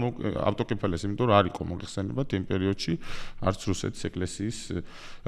ესე იგი ავტოკეფალია ესე ცნობილი და მათ ლეგიტიმატორი სჭირდებოდათ ესე ვალი უნდა დაგვებრუნებინა რა იქ აღიარე მაგიარეს ამბავია და რა თქმა უნდა ეს წარმატებით განხორციელდა მაგრამ თავარ ლეგიტიმატორთან ანუ თავარ ვისაც ეს შეუძლია აგერ დაიწყო შემდგომ მანამდეც იყო მიმოწერები ჯერ კიდევ დამოუკიდებლობის პერიოდში და მათ შორის კირიონისა და ლეონიდეს და ავტოკეფალისტთა ჯგუფის მიერ მაგრამ აგერ 90-იანების დასაწყისში მოხერხდა მხოლოდ რომ კათოლიკოს პატრიარქი ილია მეორის დროს რომ გადაეცა საქართველოს ეკლესიას ეს ორი სიგელი ერთი გახდათ სწორედ ტომოსი როგორც გიყვარს ეს სიტყვა ხშირად და გავიგონებთ ერთი ტომოსი ეს არის სწორედ ავტოკეფალიის ცნობის ოღონდ ხაზგასას მე-5 საუკუნიდან და არა 1917 წლიდან და არა რომელიმე სხვა და ეს ძალიან დიდი მიღწევა იყო რეალურად საქართველოს ეკლესიის და იმ ჯგუფის რომელმაც ამისთვის იმუშავა და საკმაოდ ესეთი კარგი სასიკადლო ჩვენი თანამემამულეები მუშაობდნენ ამისთვის რომ ამას დამტკიცება სჭირდება და ამას წარმოჩენა სჭირდებოდა სათანადოდ და რა თქმა უნდა კეთილგანწყობა მსოფლიო საპატრიარქოსის და გულწრფელი სურვილი რომ მისი მოძმე ეკლესია სამართლიანად დაებრუნებინა თავისი სტატუსი ისევ როგორც ცალკე მოხდა აღიარება კათოლიკოს პატრიარქის წოდებისა და მეორე სიგელი იქნა ამისათვის გაცემული რომ საქართველოს ეკლესიას ისტორიულად ასეთი დასახელებით მართავდა მეთაური ხო? შენ ახსენე და წინა ეპიზოდში ჩვენ ფართოდ ვისაუბრეთ კათოლიკურ და მართლმადიდებლურ სამყაროს შერიგების პროცესთან დაკავშირებით და აქ საინტერესოა რუსეთის კონტექსტში რო განვიხილოთ თუ მსოფლიო საპატრიარქოსა და კათოლიკურ ეკლესიას შორის მოხდა გარკვეული ტიპის შეთანხმებები. როგორ ხედავ შენ რუსეთი ამ შეთანხმებებს მიყვება თუ რუსეთი შეეცდება დამოუკიდებელი რაღაც ცალკე ანკლავი ან რაღაც ჯგუფი გააკეთოს რუსეთი ხო ახალი რომი მესამე რომია ხო? ხო, ნუ იდეურად ეგრე არიან. ხო, ეს არის მათი ოცნება ყოველ შემთხვევაში არა, მაგრამ ეს არის მათი სტრატეგია თუ ეს არის მათი ესეთი განსაზღვრული თანმიმდევრული უკვე რაც კონსტანტინოპოლი დაეცა მას შემდეგ მათი გაცხადებული სურვილი რომთან ახალ მესამე რომთან დაკავშირებით რომ ისინი არიან ესე იგი მართლმადიდებლობის ბასტიონი აუღებელი და მასზე უნდა დაეფუძნოს და დაეშენოს და მათ გარშემო უნდა გაერთიანდეს ყოველი მართლმადიდებელი და ისინი უნდა იყვნენ ამინდის თუ პოლიტიკის განსაზღვრელები. Რა თქმა უნდა, მოსკოვი არ გაყვება კონსტანტინოპოლის შეთანხმებებს და არაფერს არ მიიღებს, რაც კონსტანტინოპოლიდან წამოვა. თუნდაც გავიხსენოთ ის, რომ ჯერ კიდევ დაპირისპირებამდე ის არ ჩავიდა მოგეხსენებათ საეკლესიო კრებაში არ მიიღო მონაწილეობა, ხო, რომელიც კრეტაზე გაიმართა. სამწუხაროდ არც ჩვენი ეკლესია არ მონაწილეობდა საქართველოს ეკლესია, სხვა ეკლესიასთან ერთად და ეს ყველაფერი მხოლოდ აი ამ მონაწილეობაზეც არ არის, ეს ყველაფერი და ეს გულისწყრომა მოსკოვისა პირველ რიგში სწორედ ამაზეა ამისკენაა მიმართული, რომ ესე იგი მან უფრო დაამძიმოს ეს განსხვავებები და მაქსიმალურად წარმოაჩინოს, რომ აგერ კონსტანტინოპოლი თუნდაც როგორც შეცდომაში შედის, რომ როგორც ხმარობენ ხოლმე ტერმინს, რომ აგერ მწვალებლებთან ერთად, ну, ასეთ ტერმინს იყენებენ და მე რა თქმა უნდა უბრალოდ ციტირებ მათი ნარატივის გამავრცელებლებისაგან, როგორც ისინი იყენებენ, რომ აგერ მწვალებლებთან ერთად ლოცულობენ და წეღან მახსენ, რომ იგივე მსოფლიო პატრიარქის წინააღმდეგ, როდესაც იწერება ან გამოდიან ხოლმე, თუნდაც ჩვენს ქვეყანაში სასულიერო პირები აი ამ ტერმინებს ხმარობენ სამწუხაროდ, რომ რაღაცა და ასე მოიხსენიებენ ხოლმე იგივე მსოფლიო პატრიარქს და ძალიან გულწრფელად ვთხოვდი, რომ ჩახედონ საეკლესიო წესებს და კანონებს, რამდენად აქვს რიგით მღვდელს თუნდაც მსოფლიო პატრიარქს მსგავსი საცაუბრის უფლება და იქნებ ჯერ მათ ეპისკოპოსებს კითხონ, ვიდრე ასეთი ქადაგებებით თუ ასეთი ტერმინებით მოიხსენიებენ კონსტანტინოპოლის ეკლესიის მეთაურს და ვის საქმეს ვაკეთებთ ამით რეალურად, ვის წისქულზე ვასხამთ წყალს. მე ვერ დავაყენებ მათ გულწრფელ სიყვარულს, ვერც მართლმადიდებლობისადმი ეჭქვეშ, აი ამ ადამიანებს, თუნდაც ვინც მსოფლიო პატრიარქს ასე მოიხსენიებენ და ვერც მათ პატრიოტიზმს ეჭქვეშ, ამისი უფლება ნამდვილად არ მაქვს, მაგრამ საქმე ბოლოში ძალიან სხვა გამოდის ხოლმე და შედეგს ძალიან სხვას ვიღებთ. იმიტომ რომ ამით ხარობს მხოლოდ ის, ვინც ერთმნიშვნელოვნად დღეს უპირისპირდება მსოფლიო პატრიარქს თავისი პოლიტიკური იდეების გამო, იმიტომ რომ ვერ შეძლო მან და ვერ აღმოჩნდა მესამე რომი და ვერ შეძლო მან და ვერ გადაიბირა აბსოლუტური უმრავლესობა მართლმადიდებელი ეკლესიების და ვერ აღმოჩნდა მათ პლატფორმაზე. ეს არის მათი გულისწყრომა და ყველა საშუალებას ნახულობს, რომ ბოლომდე ვითომ გადალაგდეს ყველა მათ სურვილზე და რაღაცა იქ ხან ავტოკეფალიების საკითხი შემოაქვს, ხან ამით ვაჭრობს, ხან პირდაპირ ფულით ვაჭრობს, როგორც ვახსენეთ იგივე აფრიკის შემთხვევაში და სადაც ისეთი იდეური ნაწილი არ აჭერს, მოგეხსენებათ საკმაოდ დიდი სიხარებია და გაჭირვება აფრიკაში, მათ შორის იქაურ მღვდლებსაც უჭირს და მრევლსაც უჭირს, ხო? და ნუ იპოვეს ახლა ახალი ადგილი დავიანთი მე უკვე რბილი ძალის გასავრცელებლად რითიც პირდაპირ რა თქმა უნდა რუსული გავლენებიც გავრცელდება მოგეხსენებათ იქ მხოლოდ რუსული ეკლესიის იურისდიქციაზე აღარ იქნება საუბარი და მათ გავლენაზე პირდაპირ ეს ტოლობის ნიშანია რუსული იმპერიალიზმთან რომ და აფრიკა საკმაოდ მომხიბვლელია მათთვის ამ კუთხითაც იმიტომ რომ მოგეხსენებათ ეს სტრატეგია საუკუნეების განმავლობაში აქვს რუსეთს და დღეს მოგონილი არ არის ხო? ძვირფასი მეტალები და ასე შემდეგ და ძალიან ბევრი რესურსია იქ. ძალიან საინტერესოა, ანუ ამ მიმართულებით თუ განვავითარებთ ანალიზს, რომ თუ შეთანხმება მოხდა მსოფლიო საპატრიარქოსა და კათოლიკურ სამყაროს შორის და რუსეთმა არ მიიღო ეს ყველაფერი, ლოგიკურია ვიმსჯელოთ იმაზე, რომ რუსეთი შეეცდება დამოუკიდებელი ცალკე, ანუ აქტიურ ფაზაში შეიყვანოს მესამე რომად თავის გამოცხადების. ის არის ბოლო ისეთი ლეგიტიმური მართლმადიდებლობა დარჩენილი, ხო? რა მოვლენების განვითარებას უნდა ველოდოთ ამ მიმართულებით? ანუ ვინ შეიძლება ჩაითვალოს რუსეთისთვის ან მოკავშირეთ ან რუსეთის ბანაკში ვინ შეიძლება აღმოჩნდეს ან გულისხმობთ მართლმადიდებელი ეკლესიებს? კი, მართლმადიდებელი ეკლესიებს. იცით რაღაცა ვახსენე რომ ეს უნივერსალური პრიმატობა, ანუ როგორც კათოლიკურ სამყაროს აქვს, რომ ერთი თავია ყველგან, ჩვენ არ გვაქვს ამ შემთხვევაში მართლმადიდებლურ ეკლესიებს და კი ითვლება კონსტანტინოპოლი თანასწორთა შორის უპირატესად, მაგრამ ეს არ ნიშნავს იმ გაგებას, რა გაგებითაც კათოლიკურ სამყაროშია, თქვა რომის პაპი, რომ ყოველი კათოლიკეს თავი. ჩვენ შემთხვევაში, ვინც თქვათ ვეკუთვნით საქართველოს მართლმადიდებელი ეკლესიას, ჩვენ მეთაურია თქვათ კათოლიკოს პატრიარქი, ხო? ისევე როგორც სერბების, რუმინელების, ბულგარელების,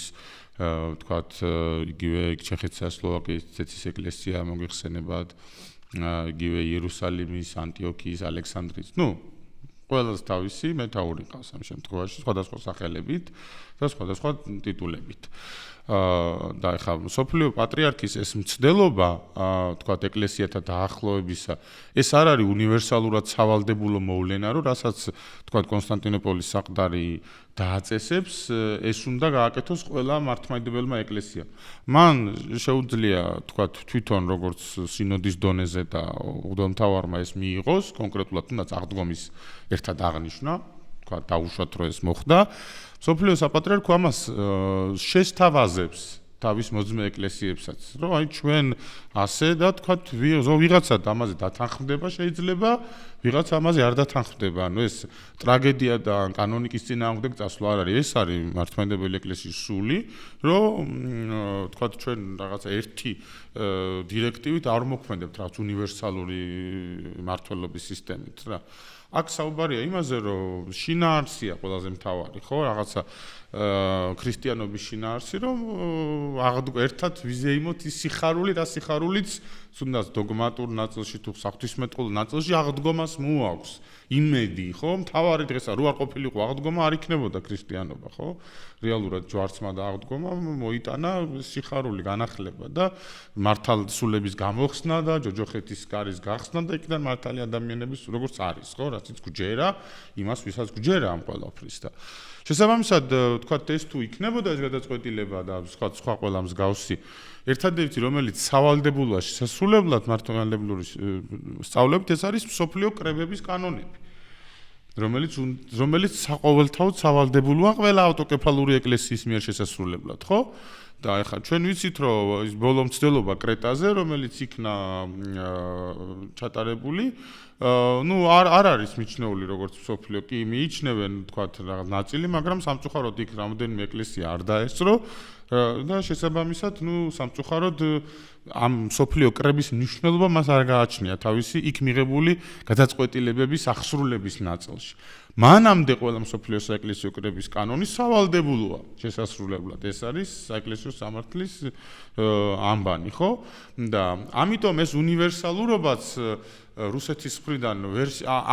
ვერ იქნება იარაღად გამოყენებული. ამ შემთხვევაში თუ დარწმუნებული ვარ, სხვა ეკლესიებიც ასეთივე მიდგომით იქნებიან,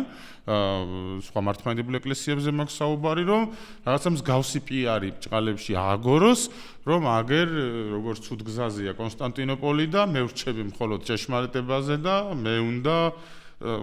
ყველა მიდით უარყავით კონსტანტინოპოლი და მე შემომიდექით.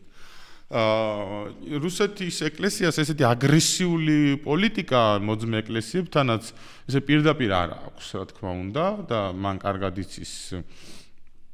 ასე იგი ამ საუკუნეების განმავლობაში როგორ ის ტაქტიკით იმოქმედოს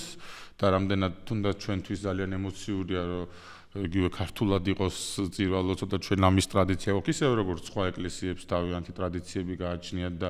უხეშიც ჩარევა ჩვენთვის ახლა რამხელა მნიშვნელობა ქართველი მრევლისთვის რომ თუნდაც ქართულ ენაზე ისვინონ წირვა-ლოცვა ხო წეგან აღნიშნე რომ იგივე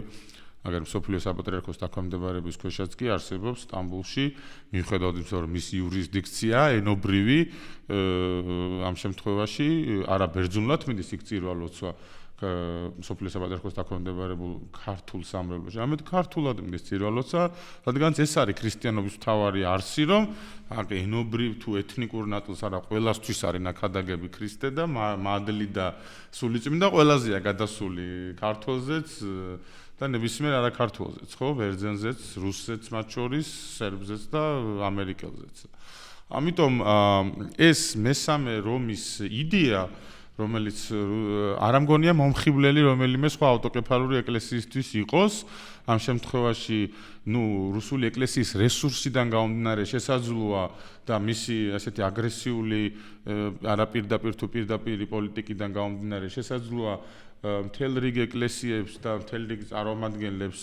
უწევთ ანგარიშის გაწევა აი ამ მდგომარეობისთვის სხვადასხვა მიზეზების გამო ეს არის თქვათ იგივე ფინანსური მხარდაჭერა, რომელსაც რუსეთის ეკლესია ახორციელებს სხვა მართლმადიდებელი ეკლესიების მიმართ თუ ასე შემდეგ, თუ სხვა ურთიერთობები, რომელიც მათ გააჩნიათ პირადი მღვდელმთავრების ურთიერთობებიდან დაწყებული, თქვათ ინსტიტუციური ურთიერთობებით გაგრძელებული, მაგრამ ძალიან მეეჭვება იმაში, რომ რომელიმე მართლმადიდებელი ეკლესია მიისწრაფოდეს იმისკენ, რომ რუსული მოსკოვის მეთაურობით და ახალი რომობის ქვეშ გაერთიანდეს და რაღაცა ახალ ცენტრად აქციოს მოსკოვი. მთელი გულწრფელობით ამას გამოვრიცხავ. მაგრამ ეს გავლენები პირდაპირ თუ არაპირდაპირ, რა თქმა უნდა, არსებობს. კი ბატონო. ძალიან საინტერესო, ჩვენ რამდენიმეჯერ ვახსენეთ 60 ქულო ეკლესია. რას ნიშნავს კონკრეტულად 60 ქულო ეკლესია, იმიტომ რომ შემდეგ რუსეთის მიმართებაში მინდა ეს თემა განვავითაროთ, იმიტომ რომ რუსეთს როგორც მე ვიცი არ არის 60 ქულო ეკლესია. ხო, თუ იქიდან დავიწყებთ, რომელ წელს მოხდა რომელ საუკუნეში რუსეთში მართლმადიდებლობის გავრცელება, კირილ და მეთოდეს და დედოფალ ოლგას პერიოდიდან, კიევის რუსეთიდან დაწყებული წამოსული ამ ნაწილში, რა თქმა უნდა, ხო, აქ ბუნებრივია სიტყვიდან გამომდინარე თვითონ 60 ქულო გულისხმობს, რომ მოციქულთა მიერ იქნა ნაქადაგები, ქრისტეს მოციქულების მიერ იქნა ნაქადაგები ქრისტიანობა ამა თუ იმ ქვეყანაში, რომლებსაც ეს 60 ქულო ტრადიცია გააჩნიათ და იწოდებიან როგორც 60 ქულო ეკლესიები, მათ შორის რა თქმა უნდა საქართველოს 60 ქულო ეკლესია, ავტოკეფალური ეკლესია, სადაც არაერთმა მოციქულმა იქადაგა ქრისტიანობა და ეს დადასტურებულია და ეს არ არის არც ლეგენდა და ეს არ არის არც რაღაცა ჩვენს მიერ მოგონილი ლამაზი ზღაპარი, ხო, საბედნიეროდ და ძალიან საამაყოთაც ნამდვილად საქართველოს არის 60 ქულო საყდარი, 60 ქულო ეკლესია, სადაც აგერ ანდრია პირველად მოწოდებულმა, პირველ მოწოდებულმა, სიმონ კანანელმა და მატათამ იგულისხმება, რომ ქრისტეს მოციქულებმა იქადაგეს პირველ საუკუნეშივე ქრისტიანობა, რომელიც შემდგომ გამყარდა სწორედ წმინდა ნინოს, რომელიც მოციქულთა სწორად არის მიჩნეული და ასეც მოიხსენია მოციქულთა სწორად და უკვე აგერ სახელმწიფო რელიგიად, როგორც უკვე ვახსენეთ, 1700 წელს მივითვლით 2026 წელს სახელმწიფო რელიგიად ქრისტიანობის არსებობის ამ ქვეყანაში. ამიტომ ეს 60 ქულო ტრადიცია რომელიც არსებობს ამ ქვეყანაში, ესეც არის დიდწილად გამსაზღვრელი იმისა, რომ არასოდეს საქართველოს ეკლესია არ იქნება ეგრეთ წოდებული ახალი რომის დაქვემდებარებაში კი არა და მის ესე იგი მფარველობაში შესული, იმიტომ რომ ჩვენ კარგად ვნახეთ თავის დროზე და მე ამისი რა თქმა უნდა დიდი იმედიც მაქვს და ამაში დარწმუნებულიც ვარ, რომ საქართველოს ეკლესიას ძალიან ღირსეული ადამიანები ყავს და პირველ რიგში მრევლია მისი ძალიან ღირსეული ჩვენი მოსახლეობა, ძალიან თავისუფლების მოყვარე და თავმოყვარე ხალხი და ერი და მე ძალიან მაღალი წარმოდგენის ვარ ჩემს ხალხზე და ჩემს თქვათ იმ ქრისტიანებზე, ვინც ამ ქვეყანაში ცხოვრობენ, ჩვენ ძალიან კარგად ვიწვნიეთ რუსული იმპერიალიზმისაგან როგორ მოექცა ის ჩვენ სასულიერო პირებს გადასახლებებით, დახვრეტით იქნებოდა თუ 1000 სიბინძურის მოწყობით და რა ხელწერას იყენებდა ის ქართული საეკლესიო გალობის მიმართ თუ ქართული ესე იგი ტრადიციული ხატწერის სკოლების მიმართ იქნებოდა ეს თუ სხვადასხვა საეკლესიო სიმდიდრის მიმართ, რომელიც გაგვაჩნდა სიწმინდეები, რომელიც ამ ქვეყნიდან გაიტანეს რუსეთში და იქიდან ზოგი დაიკარგა და ზოგი დაიტოვეს ადგილზე უნიკალური რელიკვიები, წმინდა რელიკვიები, რომლებიც საქართველოს ეკლესიას გააჩნდა. რომელ ერთზე შეიძლება საუბარი და ხა ამ ყველაფრის მე არ ამგონია რომ ჩვენ ასეთი მოკლე მეხსიერება გქონდეს. მიუხედავად რაღაცა პატარ-პატარა ჩავარდნებისა, რომელიც არსებობს ხოლმე სამწუხაროდ მორწმუნე მრევლს შორისაც, თუ გეოსასულიერო პირები ზოგი მოგვისმენია ხო რაღაცა ემოციურად აღდგინებული ქადაგებებით რუსეთის მისიწმინდესა და დიდებაზე, მაგრამ მე მიმაჩნია რომ დაუშვებელია ერთი და ორი ადამიანებით იმსჯელო მთლიანად ეკლესიაზე თუ ინსტიტუციაზე თუ რაღაცა მხარეობაზე, რამაც ჩვენ ძალიან ცუდად მიგვიყვანა აი ამ რადიკალურ დამოკიდებულებებამდე, ხო, როგორც პოლიტიკურ ნაწილში ამ ქვეყანაში, თუ რაღაცას ისე არ ამბობ, როგორც ვიღაცას მიაჩნია სწორად, ესე იგი ანისახარ, ხო, ეს ძალიან დიდი უბედურება არის და მსგავსი ამ ნარატივების მიკერებით ჩვენს მტრებს ვეხმარებით, იგივე როცა საუბრობენ ხოლმე, რომ რაღაცა პრორუსულია ვიღაცან, პროდასავლურია ვიღაცან. ისეთი ის შეიქმნა ნარატივი ქვეყანაში, რომ რაღაც ჩვენ თუ მორწმუნე ადამიანი ხარ და რაღაცა ღმერთის გწამს ან პატრიარქი გიყვარს ან თქვა სასულიერო პირზე კარგს ამბობ, ბნელი ხარ და ესე იგი ცუდი ტიპი ხარ და თუ ვინმეს აგინებ და ისე ავტორიტეტზე აუგად საუბრობ ხო, ესე იგი ძალიან პროგრესული და პროევროპელი ხარ და მე ვიღაცა ნეიტრალურში მყოფი რომ ამბობს რომ არ მინდა ძმაო ვიღაცა ეკლესიის გინება თუ ევროპელობა, მე არ მინდა ეგეთი ევროპელობა. მე რატო ფწყინს ხო ამ შემთხვევაში, იმიტომ რომ რეალურად რა არის ნამდვილი ევროპა, ხო? ნამდვილი ევროპა სწორედ აი ამ ტრადიციების პატივისცემაა, საეკლესიო ტრადიციების მათ შორის და ვახსენე კიდეც რომ იგივე უკაცრავად რო ავიღოთ მაგალითად საბერძნეთი. საბერძნეთის როგორც ევროკავშირის და ნატოს წევრი სახელმწიფო, ხო? მაინც და მაინც იმის პოპულარიზებას ახდენენ, რომ მიიღეს კანონი რაღაც ერთნაირი სქესიანთა მიერ ქონებრივი საკითხების გარკვევასთან დაკავშირებით. იმაზე არ საუბრობენ მაგალითად, რომ საბერძნეთის კონსტიტუცია იწყება ყოვლადწმინდა სამების სახელით ვაცხადებთო. და ამას არ ამბობენ. რომ აგერ ევროკავშირის და ნატოს წევრი ქვეყნის კონსტიტუციაში პირდაპირ ყოვლადწმინდა სამება არის განდიდებული. და პარლამენტში თუ არ მივიდა სინოდის წევრების ნაწილი და არ აკურთხა პარლამენტის ხდომა ლეგიტიმურად არ ითვლება. მართლმადიდებელ მღვდელმთავრებზე მაქვს საუბარი. ევროკავშირის და ნატოს წევრი პარლამენტზე, ანუ და ის რომ ეკლესია მთლიანად ფინანსდება სახელმწიფოსაგან. მართლმადიდებელი ეკლესია საბერძნეთში, ნატოს და ევროკავშირის წევრი საბერძნეთში სრულად ფინანსდება ევროკავშირის წევრი ქვეყნის ბიუჯეტიდან. ყველაფერი, სასულიერო პირის ხელფასები, დენის და წყლის და რა ვიცი, კომუნალური გადასახადები, ტრანსპორტი, რემონტი, ყველაფერი. სახელმწიფო აფინანსებს სრულად ამ ყველაფერს და არავის ეს არ გაუპროტესტებია ევროკავშირში და ეს რაღაცა გოიმობაა და როგორც ჩვენთან უყვართ ხოლმე სიბნელეო არავის არ უთქვამს, ხო? და ჩვენ თითქოს და ვითომ იმაზე მაქვს საუბარი, ვითომ ძალიან ევროპელად რო წარმოაჩენენ ხოლმე საკუთარ თავს. თვითონ ახდენენ დისკრედიტირებას ამ ყველაფრის, იმიტომ რომ რა არის ჭეშმარიტი ევროპა, იმაზე არ საუბრობთ და იმას არ წარმოაჩენთ. რამდენად ტრადიციულია, ხო, ჭეშმარიტი ევროპა და ევროპული ფასეულობები რამდენად მნიშვნელოვანია და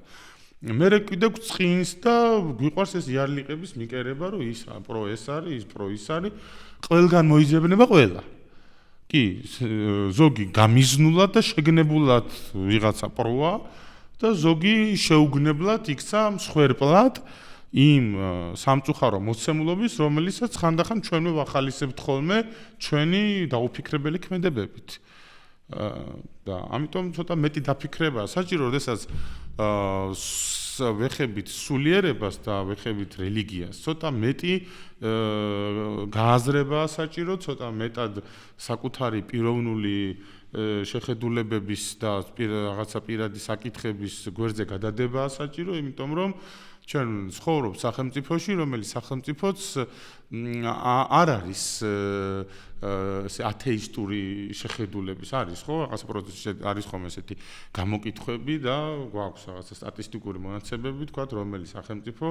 რამდენად მორწმუნე ხალხისაგან შედგება. ჩვენ ვართ იმ სოფლიო მოწინავე შეიძლება ხუთეულში, ზუსტად აღარ მახსოვს სტატისტიკა, სადაც ადამიანები ამბობენ, რომ დიახ, ჩვენ მორწმუნე ხალხი ვართ. ჯერა ღმერთის არსებობის, ამ შემთხვევაში 83% ამბობს, რომ თავს მივაკუთვნე მართლმადიდებელ სამოციქულო ეკლესიას და კი ბოლო რამდენი 20 წელია მე მგონი კათოლიკოს პატრიარქი არის პირველ ადგილზე ყველა გამოკითხვით, ყველა პრეზიდენტზე და ყველა პრემიერზე და ყველა ფერზე წინდგას, ხო? ხო ეგრეა. და შესაბამისად აი ამ მოცემულობიდან გამომდინარე ცოტა სხვა დაფიქრებაა საჭირო. სხვა რეალობაა საჭირო. შენ რო ტოლობის ნიშანს უდებ თუნდაც პატრიარქის ლანძღვას და ევროპელობას, რომ რაღაც პოლიტიკოსი ხარ თუ უფლებათა დამცველი თქვია და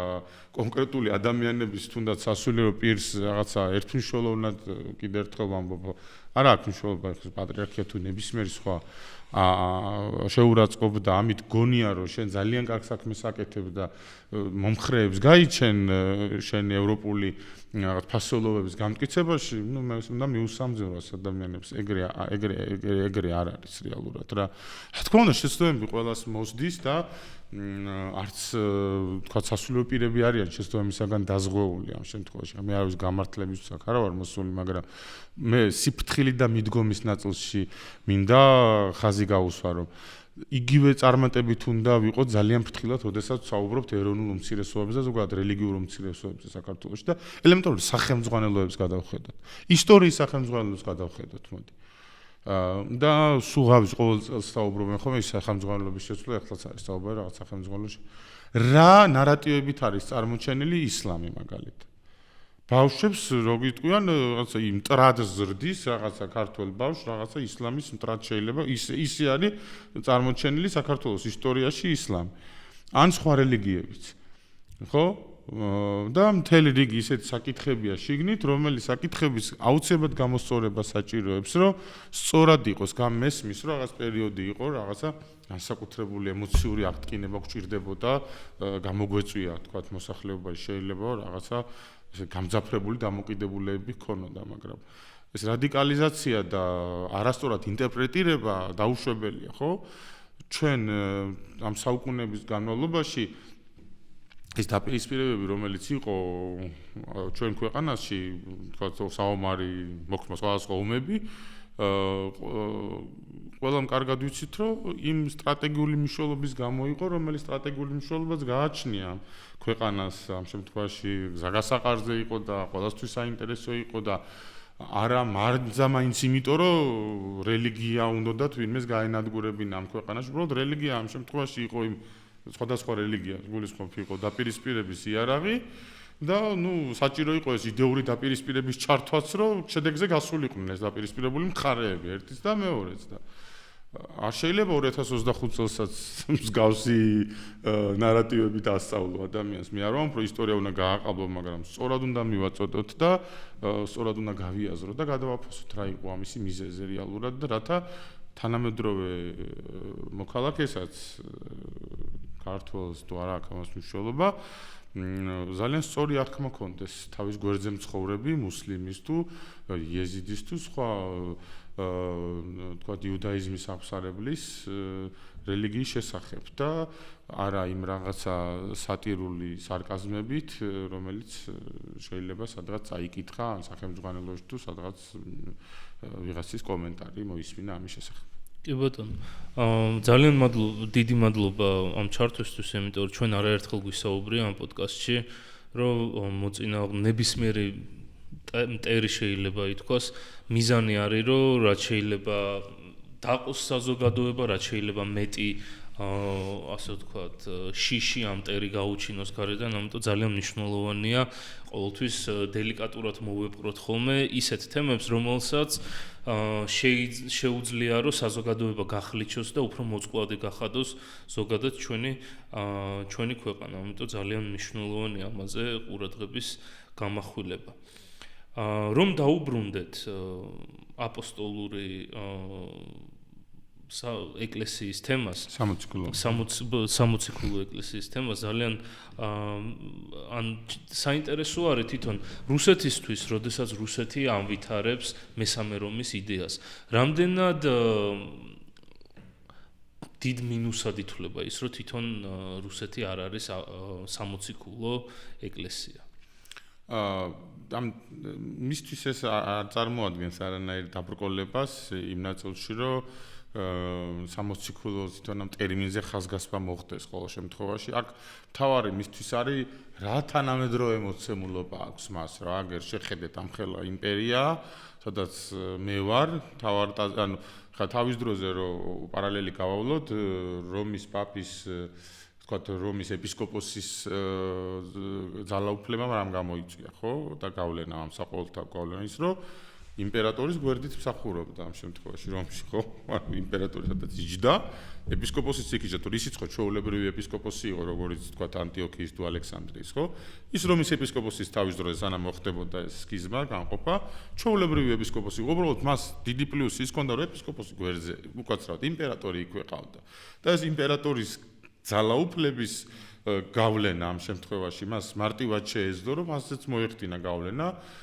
და ეს გავლენა იქიდან მოდის რეალურად ეს საყოველთაობა იმიტომ რომ იმპერატორის გავლენა ხო საყოველთაოდ არსებობდა და ამას მიჰყვა ეს გავლენა და შემდეგ უკვე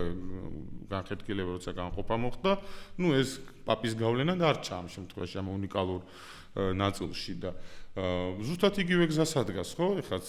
ამ შემთხვევაში რუსეთის ეკლესია რა აგერ თანამედროვე იმპერატორი ხავს გვერდით პუტინის სახით რუსეთის პატრიარქს და თქვენ ნახეთ იგივე ამდენიმე თვის წინანდელი ერთ-ერთი პატრიარქის სტუმრობა მოსკოვში და პატრიარქ კირილი პატრიარქთან ერთად როგორ შეხვდნენ პუტინს და როგორი მიუძღვნა ამ სტუმარმა პატრიარქმა პუტინს რომ თქვენ ხართ იმედი ჩვენი მართლმადიდებელი სამყაროს ხალი იმპერატორი ჩვენი და რაღაც ესე გამოვიდა ხო იმიტომ რომ თავის დროზე იმპერატორიც ეგეთი იმედი იყო მთელი საქრისტიანოსი ხო ის იყო თქვათ აღმსრულებელი ამ ყველაფრის და იგივე 325 წლის ნიკეის კრების მოწვევაც იმპერატორის მხარდაჭერის გარეშე ვერ მოხდებოდა ხო ყოველი ქრისტიანი ყოველი ქვეყნიდან ჩავიდნენ ქრისტიანები და ამ კრების განსაკუთრებულობაც ის არის რომ ეს პირველად მოხდა ეს კონსენსუსური გადაწყვეტილებების მიღება ჩართულობითი გადაწყვეტილებების მიღება რომ ლეგიტიმაცია ძალიან მაღალი დონის ჰქონდა და ასევე ლეგიტიმური იყო იმიტომ რომ იმპერატორი უჭერდა ამ ყველაფერს მხარს და ამ ყველაფრის აღსრულებაც მოხდებოდა რეალურად, იმიტომ რომ ამის უკან იმპერატორი იდგა და ეს გარკვეული გარანტია იყო, ამის ავტორიტეტი ეს იყო, ხო, ეს წარმოადგენდა. ეხლა რო ამბობს, თქვა კირილი რაღაცას და პატრიარქი და თქვა ამ შემთხვევაში პრეზიდენტი არის იმისი აღსრულებელი და მხარდამჭერი და ესე იგი წამხალისებელი აი ეს დუეტი ძალიან წარმატებით იყიდება, ასე რომ ვთქვა და ძალიან წარმატებით აგრძელებს თავის საქმიანობას ამ მიმართულებით და საერთოდ არ წარმოადგენს მისთვის უხერხულობას ის, რომ ჩვენ მაგალითად საქართველოს სამოციქულო მართლმადიდებელ ავტოკეფალურ ეკლესიაში ჩვენ უკვე 326 წელს გამოვაცხადეთ სახელმწიფო რელიგიად და ისინი მე-9 საუკუნიდან გაქრისტიანდნენ და თქვათ საერთოდ 500 წლის შემდეგ მოხდა იმ ტერიტორიაზე ქრისტიანობის გავრცელება არამც თუ თქვათ მე ინსტიტუციად ჩამოყალიბება ხო ძალიან მარტივად და ჩვენ უკვე ამ დროს ხელით გადაწერილი სახარებები მე გვაქვს და ასე შემდეგ და ნუ აღარ ჩავყვები და თავისი ჭედური ხატებით და საეკლესიო ტრადიციები გვაქვს უკვე განვითარებული მთელი 500 წლით იმ დროს როცა ვთქვათ რუსეთი იწყებს გაქრისტიანებას, ხო? და ეს საერთოდ არ არის პრობლემა მისთვის. უბრალოდ ის თავარ ზუსტად ამაზე ამახვილებს, კი არ უარყოფს იმ პირველ რომს, რომ არისო, არა ის ხო დაეცა. აგერ კონსტანტინოპოლიც ხო დაეცა. იქ ხო ქრისტიანობა აღარ არის უპირატესი რელიგია, ხო? იქ ხო შეიცვალა სრულიად მოცემულობა, ქრისტიანობა ხო ხა უმცირესობაა, ხო? კონსტანტინოპოლში და სტამბოლის გულისხმობ თურქეთის ტერიტორიაზე, ხო?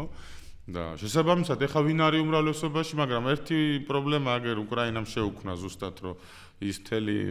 ამის 30 მილიონი თუ არ ვიცი ეხა შეშად როგორ თქვა მრევლი რო გამოეცალა ამ რუსეთის ეკლესიას, ეგ იყო ძალიან გაბარაზდა და ვერაფრით ვერ დაიტია და შეაჩვენა ყველა და ყველაფერი, ვინც ამას მხარი დაუჭირა და ამას ხელი შეუწყო, ეგ არის პრობლემა და დღესაც ომის დროსაც ერთ-ერთ მთავარ სავაჭრო საკითხად ეს რჩება, რომ იგივე იქ უკრაინის რუსეთის ეკლესიის დაქვემდებარებაში მყოფ უკრაინის ეკლესიას არ უნდა შეზღუდონ, არ უნდა შეავიწრონ, ეკლესიები არ უნდა ჩამოართვან თუ რაღაცა იცით რომ იქ მთელი რამოდენიმე ათეულობით მღვდელმთავარი და სასულიერო პირი მხილებული იქნა შპიონაჟში პირდაპირ რუსეთის სასარგებლოდ უკრაინაში და გასამართლებული და ზოგ შინაპატიმრობა აგდღემდნენ და ერთ-ორს პირადადაც შევხვდრი ვარ თავის დროზე კიევში, როცა სანამ ავტოკეფალური ეკლესია არსებობდა და ვიცნობ პირადად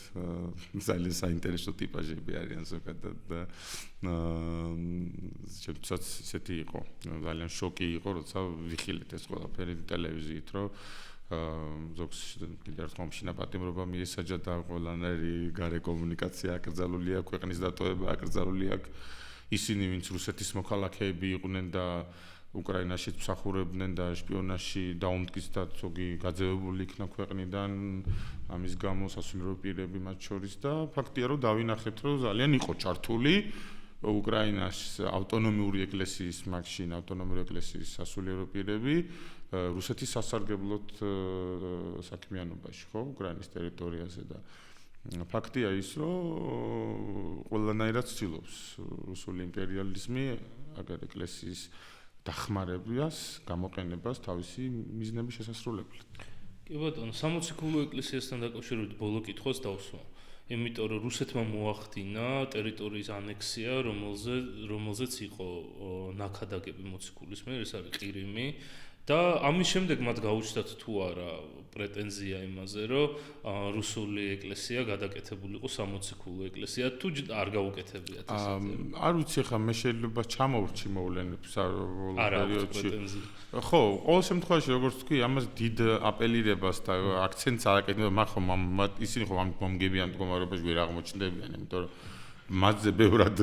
სარწმუნოდ და დადასტურებულად ავტოკეფალურები და 60 ქულოები არიან ბევრად სხვები, ხო? მათ შორის მათი მეზობელი საქართველოს 60 ქულო ეკლესია და ხა შესაბამისად ისინი მომგებიან მდგომარეობაში აქ დიდად ვერ იქნებიან, იმიტომ ასეც ვერ გაყალბდება ხა. კი გაყალბდა ბევრი რაღაცა და ისტორია, მაგრამ ასეც ვერ გაყალბებენ, იმიტომ რომ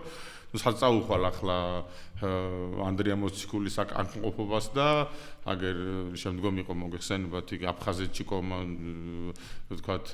სხვა მოციქულების ნაკადაგები ჩვენს ქვეყნის ტერიტორიაზე და ითვლება საერთოდ რომ აგერ აჭარაში არის მატათას საფლავი და მიეგება პატივი მას და ასე შემდეგ და ასე შემდეგ ხა დეტალებს რო არ ჩავყო. კი ბატონო. ხო და ასე რომ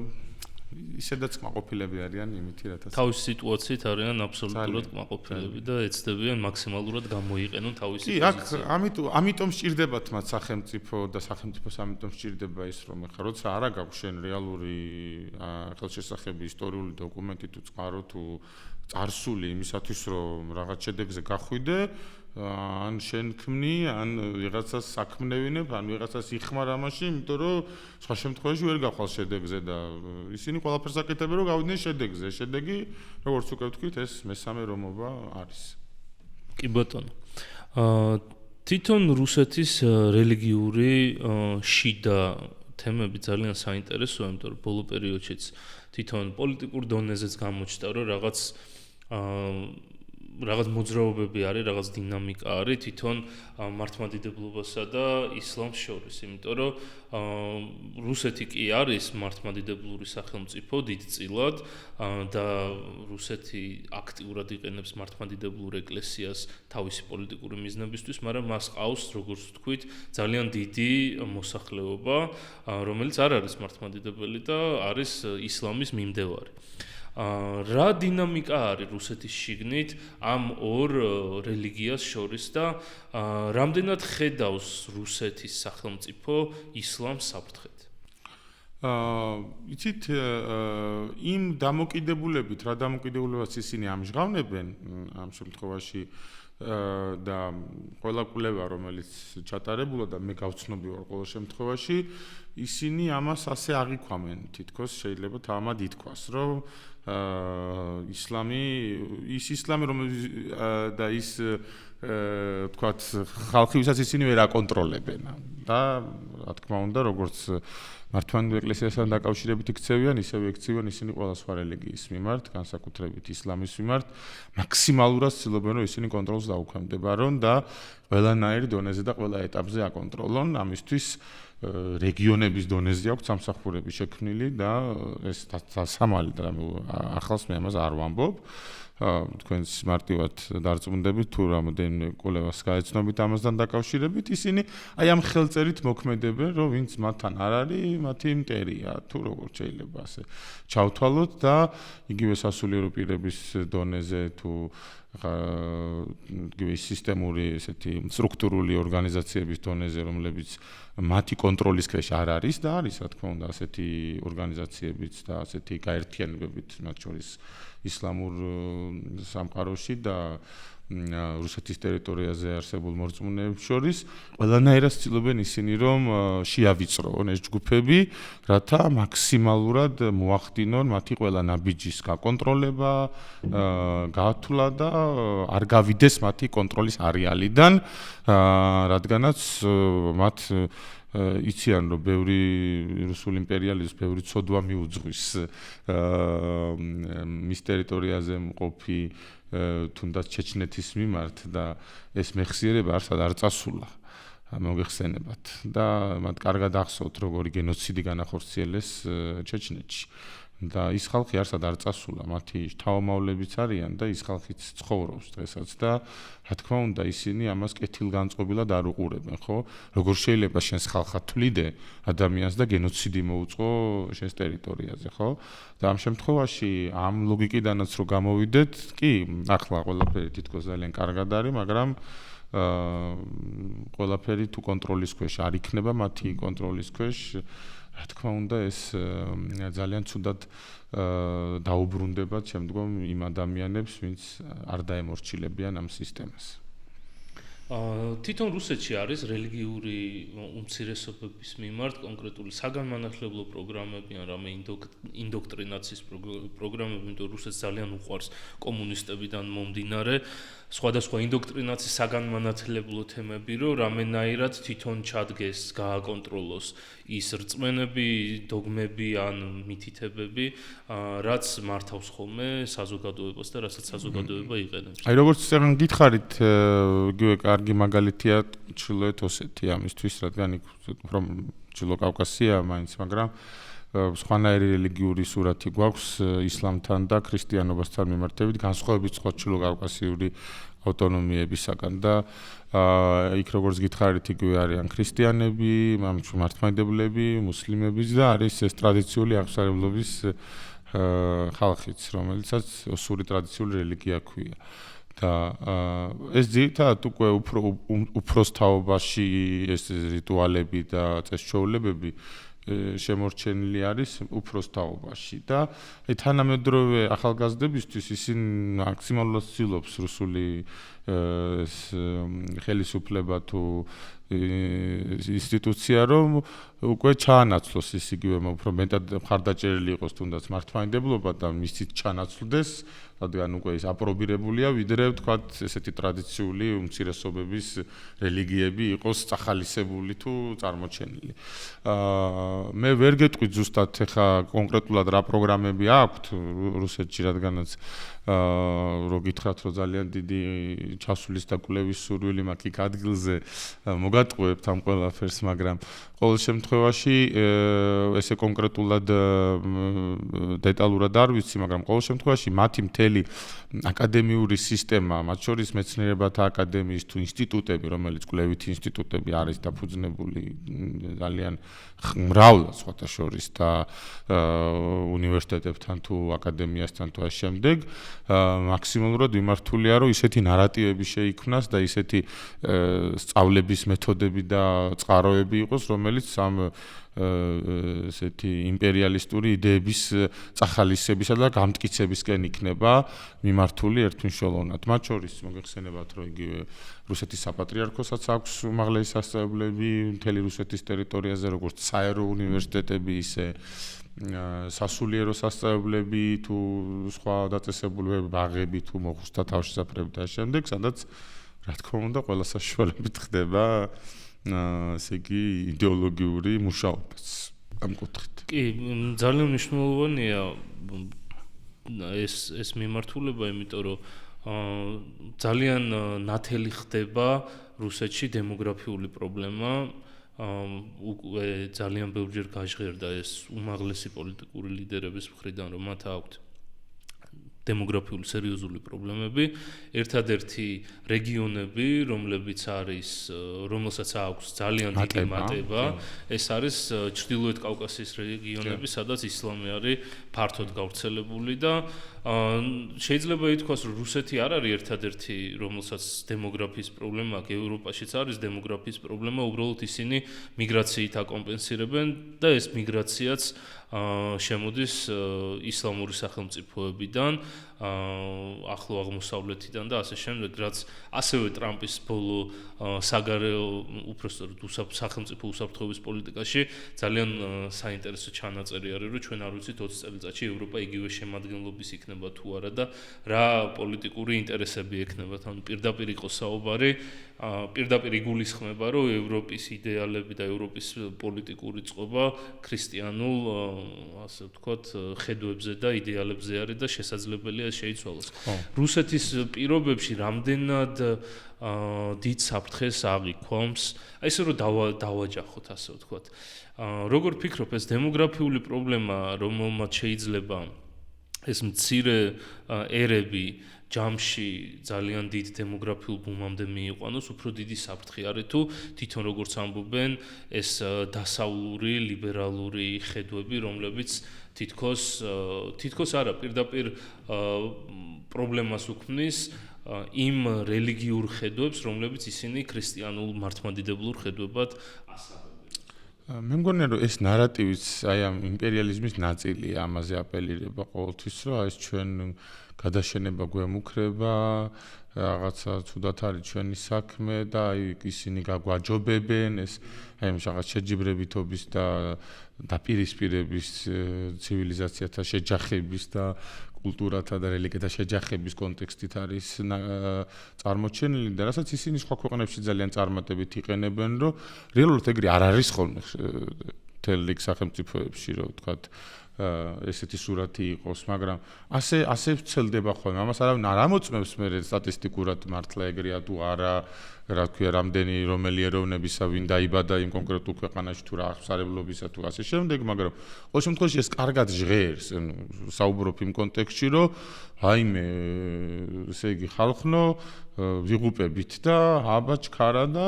აბა ვინ იცავს მართლმადიდებლობას, ვინ იცავს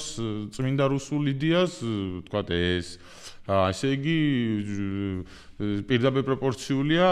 ჩვენს გადარჩენასთან და გამრავლებასთან, ანუ ეს მოდი ვის უნდა დაუჭიროთ მხარი, მოდი ამას და ნუ აი ამ ნაწილში ძალიან კარგად ჯდება და კარგად ვითვისებთ ხოლმე, რომ იგივე აი კერის ყდომა მიდის თუ რაღაცა იქ შემოიტანენ ხო და აი იგივე ჩვენთანაც ძალიან აქტიურად ვრცელდება ხოლმე ხო, განსაკუთრებით სატელევიზიო სივრცეს რო გადავხედოთ, ეხლა ახალი ტრენდია ქვეყნიდან გააძევეს ამდენი უცხო ქვეყნის მოქალაქე ადევნებთ ალბათ თვალს ხო ყოველდღე, რაღაც ცალკე სტატისტიკა გვაქვს ხოლმე და აჩვენებენ ამ ვორკილებ დადებულ თუ დაკავებულ აშკარად ფერადკანიან ადამიანებს თუ ნუ უცხოელებს ბუნებრივია და თან ქვეყნებსაც ასახელებენ, რომელი ქვეყნები გააძევეს, რომელიც ერთად არის აზიური, აღმოსავლური სახელმწიფოებიდან ეს და რაღაცა ვინ იცავს მართლმადიდებლობას, ეს ვინ იცავს ფასეულობებს, ეს ვინ ზრუნავს იმაზე, რომ უკანონო შესაბამისად მივალ შედეგებამდე და ხა ესეთი მიდგომები იგივე მოგეხსენებათ უნგრეთშიც მსგავსი მიდგომებია, ხო, აქტიურად იგივე მათაც დაიწყეს თავის დროზე. რა ქვია, რომ აგერ შობადობა უნდა გავზარდო და ეს პრობლემა და ახალგაზრდა ოჯახები პრობლემა და სლოვაკეთმაც იგივე, ანუ ეს მემარჯვენე იდეოლოგიის ესეთი ხელწერა, ხო, ხელწერა და ეხლა ამ შემთხვევაში რამდენად ვერ გამოვდგები მე რუსული დემოგრაფიის ექსპერტად იმაში, რომ რაღაცა სერიოზული არგუმენტებით ვისაუბრო, იქ როგორ შეიძლება სურათი შეიცვალოს, რაც ძალიან ნაკლებად სავარაუდო არის. უბრალოდ რუსეთს თუნდაც აი ამ რუსეთ-უკრაინის ომის შემდგომ რეალურად დაეტყო იმ ნაწილში, რომ ბევრმა ახალგაზრდამ დატოვა, თქვათ მათ შორის მგონი რამდენიმე 1000 საქართველოსზე მოდის, ხო, ვინც გავიდა ქვეყნიდან, იმიტომ რომ თუნდაც არ სურდა ომში მონაწილეობის მიღება თუ არ სურდა მართლა საზარბაზნე ხორცად ქცეულიყო და ზოგი მართლა იდეურად რო თვლიდა რომ არასამართლიანი ომი იყო ზოგს უბრალოდ დისკომფორტში ყოფნა არ უნდოდა და დატოვეს ეს ტერიტორია ხო რუსეთის კონტროლებად ტერიტორია ოფიციალურად რუსული შინაგან საქმეთა სამინისტროს მიხედვით 1 მილიონმა IT სპეციალისტმა დატოვა პირველივე წელს საქართველოში რამდენია ხო? არის ზუსტად. საქართველოში რამდენი და ყველგან IT სპეციალისტებია, თქვათ. კი, ბევრი შემოვიდა. კი, ხო და ესეც კონკრეტულად მეტყველებს იმაზე, რომ სხვა მიზეზები თავის თავში ეძიონ შობია, ხო? რეალურად რატო შეიძლება ეს ხალხი ამ ქვეყნიდან იმ ქვეყნიდან წავიდეს და რაღაცა საბჭოთა მეთოდებით შობადობის გაზრდა ვერ ხდება, სხვა და უკვე ამ ინტერნეტის და საინფორმაციო სამყაროში ძალიან ძნელია უკვე რაღაცა ველიკაძირჟაული იდეების თუ იმით ვიღაცები დაიჭირო შესაბამისად ვიღაცებს მართლა არ მოწონთ ეს ყველაფერი და სურთ რომ გაერიდონ ამ ყველაფერს და გაეცალონ ამ ყველაფერს ხო ამიტომ მოგეხსენებათ არც ერთ რეჟიმს არ სამუდამოდ არ უარსებია და სადღაც გარკვეულ ფინალამდე მისულა და მაზე თქვენ დაფიქრდნენ რომ ხო არ შეიძლება ეს რაღაც ფინალისკენ წასვლასაც ნიშნავდეს მათთვის და სხვა ნარატივებია საჭირო. საინტერესო. ძალიან დიდი მადლობა ძალიან საინტერესო საუბრისთვის. დიდი მადლობა თქვენ ბოლომდე რო გვიყურეთ. მოიწონოთ ჩვენი ვიდეოები, აქტიურეთ კომენტარებში, გამოიწერეთ ჩვენი YouTube-ის გვერდი, ჩვენ კი დაგიბრუნდებით შემდეგ სამშაბათს ისევ 8 საათზე.